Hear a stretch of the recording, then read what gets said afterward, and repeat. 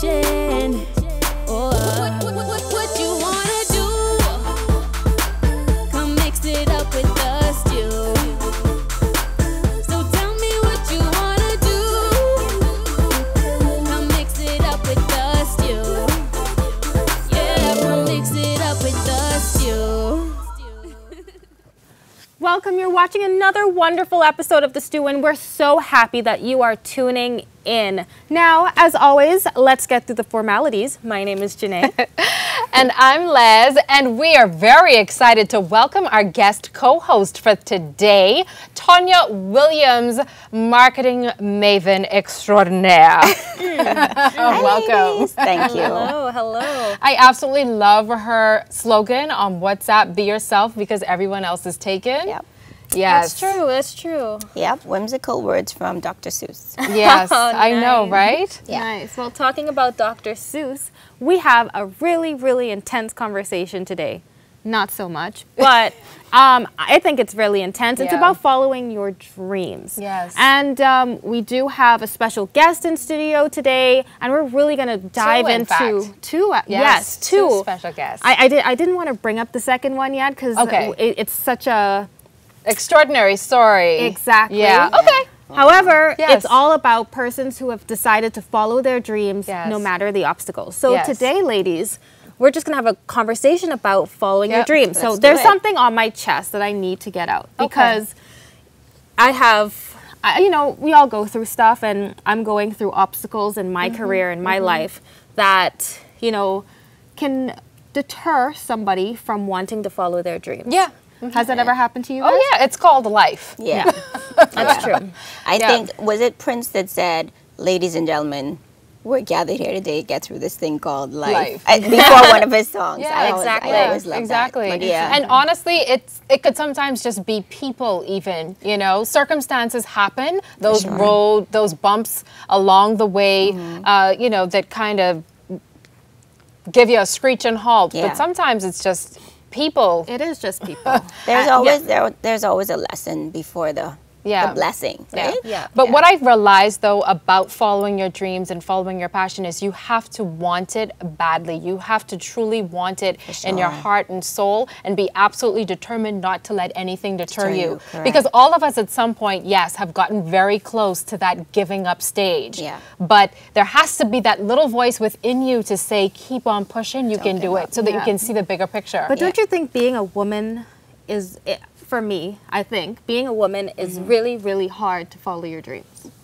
There's definitely a glass ceiling. Yeah. But I think it's 2017. You could break through we it. Push through it. Yeah. I mean, Absolutely. you obviously, we encounter those situations where on some level, Chauvinistic right, stupidness. we're not considered to be on the same level as our counterparts, even though we might be doing the exact same thing. But again, I feel as long as you have that push and that drive, and you are putting your best foot forward, it's going to pay off. Yeah. And maybe a support system. And confidence. Yes. Can't forget that. Words of wisdom, all the things you need. And speaking of which, we are going to speak with a lady, a very special lady coming up after the break, talking about following your dreams. Oh my goodness, wait until you hear her story and all that she has encountered. But don't you go anywhere. We've got more, Stu, after this.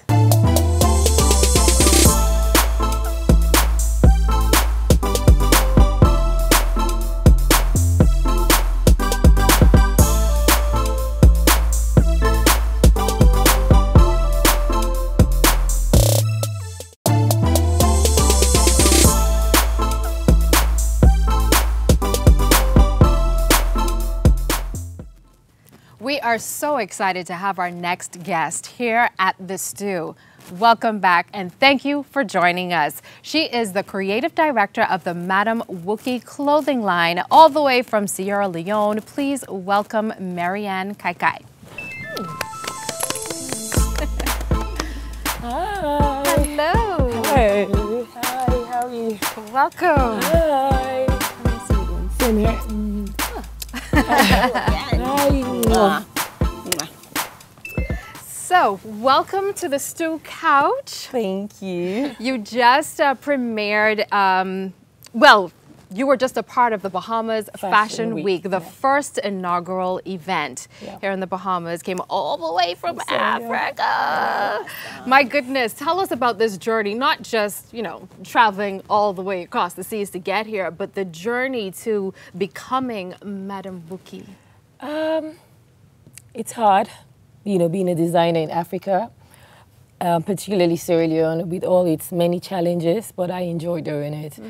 And I got a letter from the organizers, told me about Bahamas Fashion Week, and I was in the UK at the time, and I had to rush back to Freetown, and I had less than 2 weeks to put together the collection, and it was crazy, you know, just sourcing fabrics and then coming up with designs.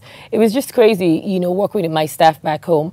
But, and then of course I had to travel, we don't have any direct flights to the Bahamas. I had to travel to the UK and then, you know, get a connecting flight here, and I was slightly scared because, you know, this is my first time being in the Bahamas, and I kept thinking to myself, you know, I love the pieces, I love prints, I love color. I hope the people, the ladies in Bahamas will appreciate the designs.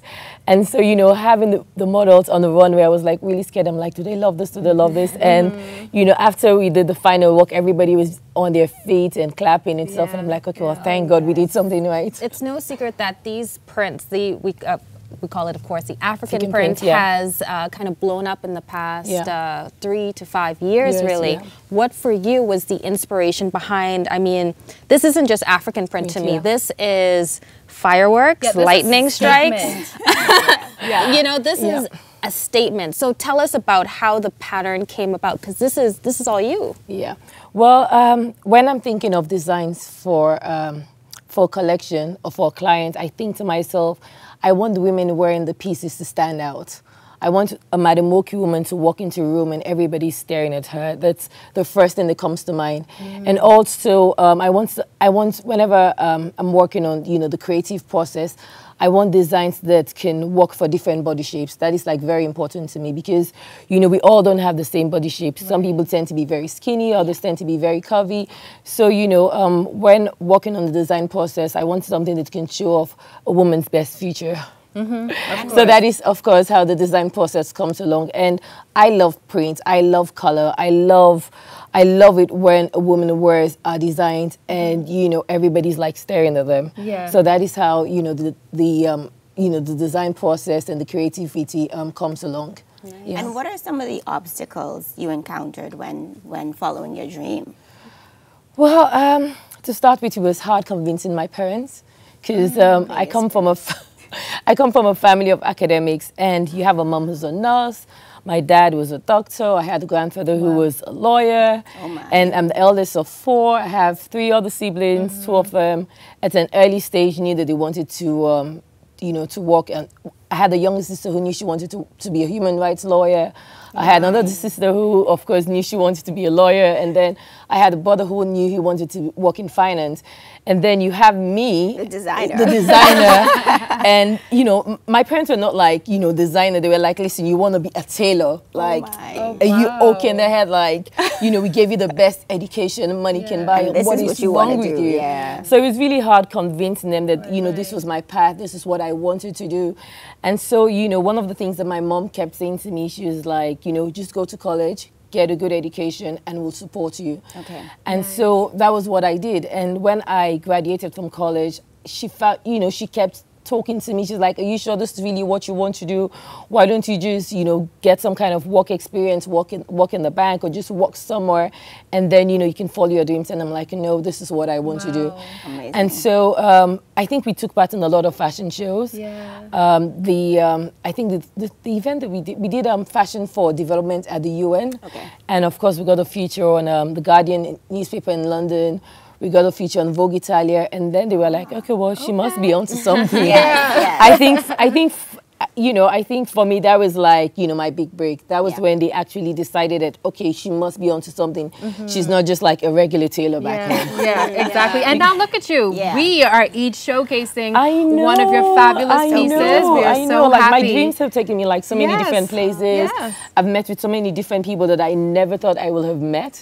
You know, 2 weeks before coming to the Bahamas, we had earlier on sent address to Michelle Williams from Destiny's Child. I used to love Destiny's Child when I was a child. Oh, that's a big deal. You know, I'm in the UK and I'm going through my phone because I'm constantly on my phone, and I see Michelle Williams following me on Instagram. And I said to my sister, I'm like, oh, guess what? Michelle Williams is following me on Instagram. And she was like, listen, I'm sure it must be the fake, it must be a fake account. I don't think it's Michelle Williams. And then the next thing you know, like she sent me a fun video and she's like, oh, you know, I love Madam Wokie, I love Madam Wokie. I'm like, okay, well, girls, take a look at this. Wow. So, you know, some of the people that I've met, you know, as a designer, these are people that in my mind, like I will have never met them, like if I was holding like a regular job back home. And, you know, I say to like a lot of, you know, young girls and everything, like, if you believe in something, if you have a passion for something, just go for it. Yeah, exactly. You know, you can't leave somebody else's dream. Yeah. There's nothing like following your dreams. So thank you so much, Madam Wokie. Thank you, ladies, and you guys look fabulous. Of course. Well, let's show these off. Yes. Our Madam Wokie. How can people find you real quick? Well, you can follow us on Facebook, Madam Wokie. Facebook, you can follow us on Instagram, Madam_Wokie on Instagram. Good stuff. So thank you, ladies. Thank you. We've got more stew after this. Don't go anywhere.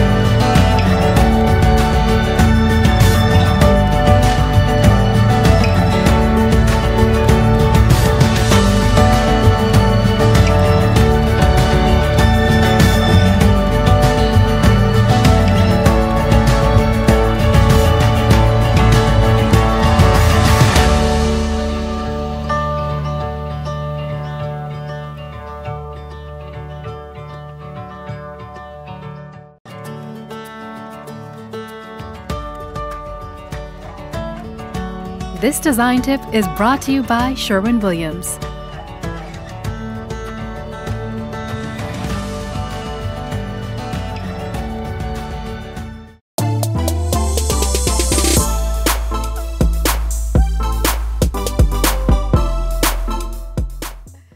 And welcome back to the stew. So continuing our conversation on following your dreams, we've got a Bahamian superstar rapper with a powerful story. We're so happy to bring him out. Come on out, Nassaw Brigante.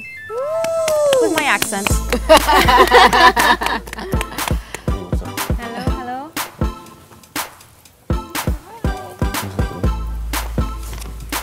Welcome. So good to have you. So, Nassaw Brigante, that is an interesting... Brigante. Am I saying it right? Brigante. I want to say it with an accent though. Brigante. It's Hispanic. So when you get international, I could say it like them, you know? It's Hispanic, you know. Perfect. So, yeah, tell us how you even got that name. Oh, I was watching a movie. Oh, yeah? No, I got it from, it's Carlito's Way, Carlito Brigante. So, he always wanted to get out like the negativity and return to the Bahamas. So that's how I felt. I want to do what I got to do and then just come back home and chill out, you know what I mean? Oh, yeah. All right. Chill out is what? It's cool. Hey, it's better in the Bahamas. Yeah. So what's up, though? So it's about your story. You know, you have an incredible and powerful, inspiring, touching story. I mean, all of these things. Tell us about this journey that has brought you to where you are now. Well, if you want to speak on like, I always started music. I started writing music like in 2009, 2010, somewhere around there. Right after getting diagnosed with Crohn's. Like, you know, at that time, like I had a lot of friends.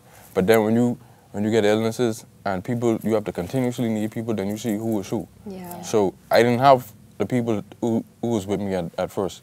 So at the point I moved in with a Mexican, you know what I mean? And I learned Spanish, I learned everything because at the end of the day, that's all I had at that time.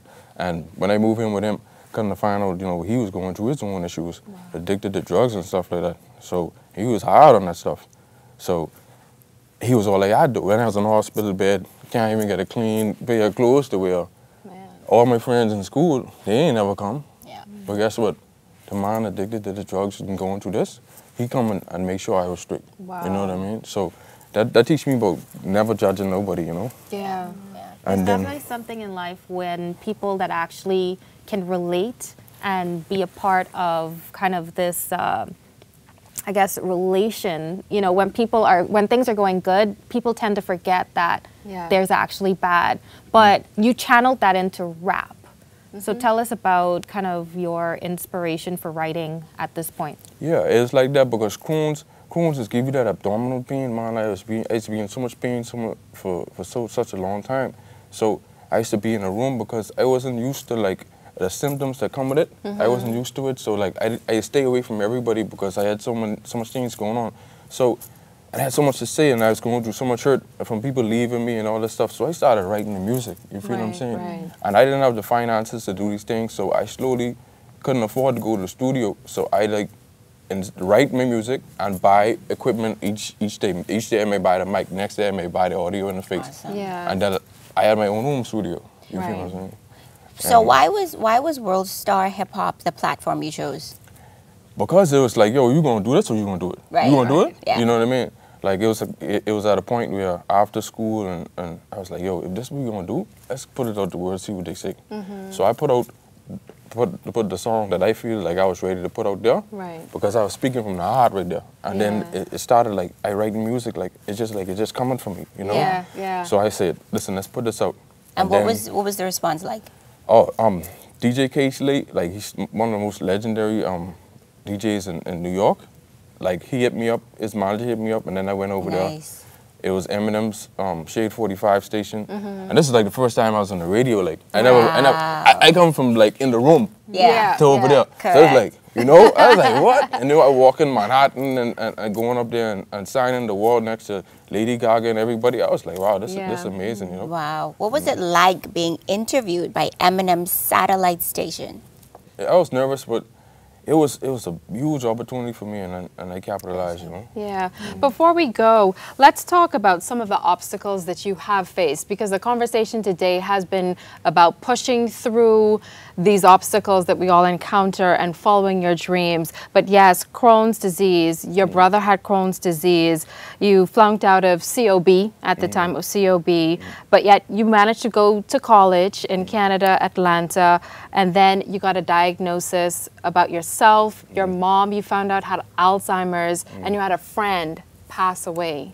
Yeah, it was crazy, man. It just like, because I went back to school, because I know that's the only way I could do what I had to do. Because it didn't make no sense being in the street. You're only going to be dead or in jail. So I went back to school, and I did my thing, and just when I got diagnosed with Crohn's, I went in the hospital, then I found out my best friend, Alex, he gets shot, and he was paralyzed after that. Wow. So then, after him getting shoot, then it became a situation, the Crohn's was killing me. I had 3 surgeries. They cut my intestines. I took out 5 inches, then 4 inches, and then I had an infection, and after that it was crazy. Then I went back home. When I go back home, I realized my mommy touching the microwave. She's like, I hate when this is do this, you know. I'm like, mommy, this is a microwave. What are you talking about? So when it hit me, I was like, oh man, she got Alzheimer's, man, you know. Oh my goodness. So like after going through all that, like, and even further, my father graduated for me because my graduation, I was on hospital bed after surgery. My father walked for me for graduation. Wow. Yeah. He never went to school. Yeah. He always wanted his sons to get education, so that's why I always never let them down. Right. And the happiest day of my life is when my mother sit down next to me on the hospital bed, and she said she was proud of me, you know. So, well, speaking of education, we're really happy that you're here because coming up after the break, Nassaw is going to perform his song about school, inspiring and encouraging kids to stay in school, called Stay in School. So we've got that coming up. More with Brigante after this.